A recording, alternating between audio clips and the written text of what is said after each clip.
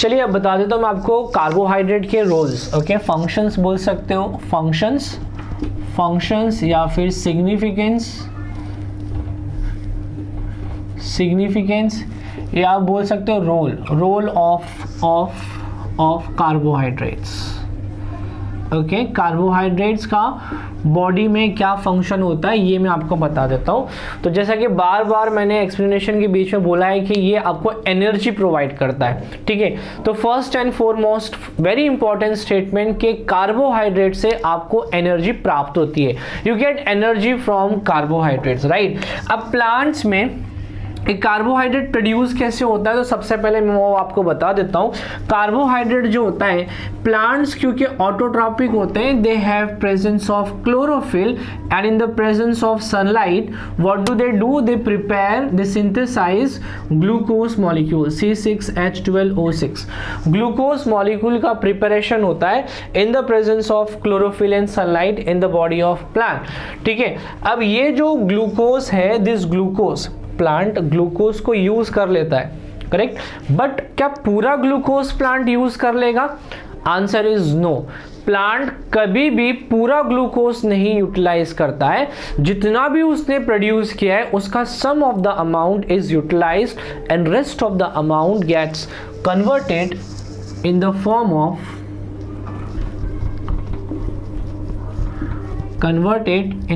Of starch, ठीक है। Plants में जो ग्लूकोज का प्रोडक्शन होता है, okay, only a little amount out of that is utilized and rest of the part is converted into starch. Starch क्या होता है, ग्लूकोज क्या होता है, ये सारे क्लासिफिकेशन मैंने आपको बता दिए। यही तो है ना कार्बोहाइड्रेट, C6H12O6, यही तो कार्बोहाइड्रेट है, राइट। स्टार्च ये भी तो कार्बोहाइड्रेट है। तो प्लांट्स के किसी किसी पार्ट में, लाइक पोटैटो है, स्वीट पोटैटो है, फ्रूट्स है, and different substances present in plants, okay, there glucose gets converted into starch and this starch is stored, okay, as a energy reserved material, okay। अलग अलग parts में ये सारी चीजें जो है स्टोर हो जाती हैं।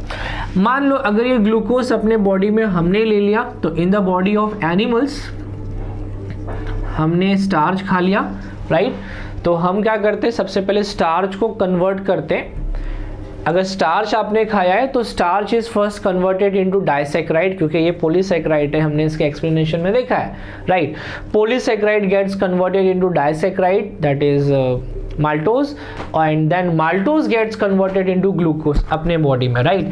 लेकिन अगर हमने ग्लूकोज खाया है और ग्लूकोज का अमाउंट अगर बॉडी में एक्सेस है, मतलब ज्यादा है, जितना ग्लूकोज, जैसे प्लांट को जितना ग्लूकोज यूज करना था प्लांट्स ने उतना ग्लूकोज यूज करके क्या बना दिया, स्टार्च। सिमिलरली एनिमल्स के बॉडी में जितना ग्लूकोज अपने को यूज करना है उतना ग्लूकोज यूज करने के बाद में excess of glucose gets converted into glycogen, right? Excess of glucose gets converted into glycogen and this glycogen is stored in the liver। ये ग्लाइकोजन कहाँ पे स्टोर होता है, ये ह्यूमन बीइंग के या एनिमल्स के लीवर में जाके स्टोर होता है, ठीक है। अब क्वेश्चन बनता है, क्या ये जो रिजर्वेशन हो रहा है, okay, eight the time of emergency, can this be a reversible process? मतलब जैसे कि ग्लूकोज का ग्लाइकोजन आपने बना दिया, आपके पास जो पैसा था वो पैसा आपने बैंक में जमा कर दिया, राइट, ओके, आपने इन्वेस्टमेंट कर दिया, तो क्या वो पैसा वापस आपको जब आपकी ज़रूरत पे मिलेगा? ऑफ कोर्स मिल सकता है, राइट। वैसे ही ये ग्लूकोज को जो आपने ग्लाइकोजन में कन्वर्ट कर रखा था, at the time of emergency, whenever your body demands और there is a lack of energy और there is anything not normal going on in the body, at that time, okay, whenever your body is demanding glucose, at that time this glycogen will be converted back into glucose and your body will oxidize this glucose to form 38 molecules of ATP। let's come to the next point। अच्छा, जैसा ये glycogen से glucose बन सकता है उसी तरीके से स्टार्च से भी ग्लूकोज बन सकता है in the body of plant, right. Okay, now so student, Noon app एक सोशल लर्निंग प्लेटफॉर्म है। मैं Qasim Qureshi along with Noon app आप लोगों के लिए लाया हूँ एक exclusive live class for class 10, जिसमें महाराष्ट्र बोर्ड साइंस मैं आपको पढ़ाऊँगा, वो भी फ्री, ठीक है। डेली ये क्लास कंडक्ट किया जाएगा at 9 PM every day student, free of cost. इसमें एक भी रुपया आपसे कोई नहीं लिया जाएगा। एवरी डे आपका फ्री डाउट क्लियरिंग सेक्शन भी रहेगा, तो क्लास के बाद में डाउट्स भी क्लियर हो जाएंगे। और इतना ही नहीं, क्लास ख़त्म होने के बाद में आपको फ्री नोट्स भी प्रोवाइड किया जाएगा। सो देर किस बात की, डिस्क्रिप्शन बॉक्स में लिंक दिया है, मेरा ग्रुप ज्वाइन करिए और मिलता हूँ आपको at 9 PM live daily at Noon app. Thank you. Now 1 molecule of glucose, okay, it gives 38 ATP energy. Glucose का एक मॉलिक्यूल, 1 मॉलिक्यूल ऑफ ग्लूकोज कितने ATP प्रोड्यूस करता है? सो याद रखिए, एक ग्लूकोज का molecule 38 ATP of energy molecule, that is adenosine triphosphate, ये प्रोड्यूस कर सकता है एक। ये एरोबिक रेस्पिरेशन का बता रहा हूँ, आपके 11th क्लास में आपको रेस्पिरेशन चैप्टर भी है, 12th में भी रेस्पिरेशन चैप्टर है। डिफरेंस बता देता हूँ, 11 में जो रेस्पिरेशन करोगे ये आपका सेल्यूलर रेस्पिरेशन आप स्टडी करोगे, लाइक ये ATP कैसे प्रोड्यूस होता है आपको ये देखना है। ग्लूकोज का ऑक्सीडेशन प्रोसेस कैसे होता है, ग्लूकोज के कितने जस्ट हम रिएक्शन लिख देते हैं, C6H12O6 plus 6 molecule of oxygen, it will give 6 carbon dioxide 6 H2। But actually ये जो आपने एक लाइन में पूरा प्रोसेस किया है, इसमें बहुत सारे स्टेप्स होते हैं। ओके, ग्लाइकोलिसिस 10th में किया था, ग्लाइकोलिसिस करना है, क्रेब्स साइकिल करना है, ATS करना है, ये सारी चीजें इससे रिलेटेड है। अंडरस्टूड कि एनर्जी को प्रोड्यूस कैसे करना है। मैं खाली आपको यहाँ पे ये बता रहा हूँ कि 1 molecule of glucose will give you 38 ATP molecules aerobic condition में। एनारोबिक कंडीशन रहेगा जहां पे फ्री मॉलिक्यूलर ऑक्सीजन यूज नहीं होता है, ऐसे कंडीशन में 38 ATP मॉलिक्यूल्स प्रोड्यूस नहीं होते। ऐसे केस में कितने, only 2 ATP are produce, 2 ATP। कब? This is during an aerobic, right, और ये वाला aerobic.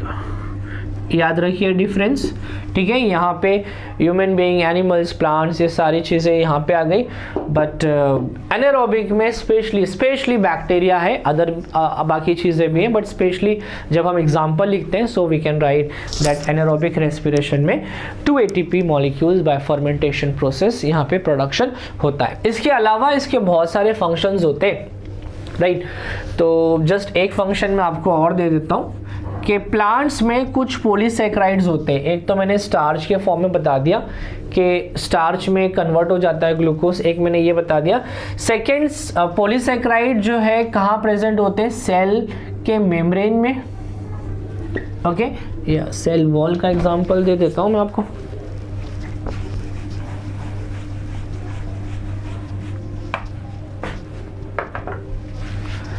Polysaccharides such as cellulose, okay, they are the structural component of cell membrane. Cell membrane में, ओके, सेल मेम्ब्रेन में cellulose, जैसे कि दीवार है ना, तो घर की जो दीवारें होती है ईंटों से बनी होती है, वैसे ही सेल की जो मेम्ब्रेन होती है that is made up of a complex sugar and that sugar is called as cellulose sugar. ठीक है, अंडरस्टूड। चलिए, ये हो गया फंक्शंस अपना। तो मैं बता देता हूँ अभी तक हमने क्या क्या कंप्लीट कर दिया है। पिछले सारे जितने भी आपने वीडियोस देखी है, सबसे पहले मैंने आपको बता दिया था कि चैप्टर का मतलब क्या है, बायोमोलिक्यूल्स होता है क्या है, बायोकेमिस्ट्री क्या होता है, ये मैंने आपको बता दिया था। उसके बाद में सेल्यूलर पूल करके टॉपिक था, वो मैंने डिस्कस किया था। मेटाबॉलिज्म को थोड़ा सा डिटेल में बताया था कि मेटाबॉलिज्म एक्चुअली होता क्या है, राइट। और सेल में जो मेटाबॉलिज्म होता है वो दो प्रकार के होते हैं। The first one is anabolic and the second one is catabolic. दोनों को डिटेल में मैंने आपको डिस्टिंग्विश करके बताया, एग्जांपल्स भी मैंने आपको दे दिया, राइट। उसके बाद में फिर हमने कार्बोहाइड्रेट का पूरा इंट्रोडक्शन दिया, उसके बाद में क्लासिफिकेशन, और इस वाले सेक्शन में अब क्या हो गया, अपना फंक्शंस भी कंप्लीट हो गया। नेक्स्ट वीडियो में मैं आपको बताऊंगा कि प्रोटीन क्या होता है, प्रोटीन कहाँ होता है, ओके, प्रोटीन को प्रोटीन क्यों बोला जाता है, और इससे जुड़े क्लासिफिकेशन, इसके फंक्शंस एंड मैनी थिंग।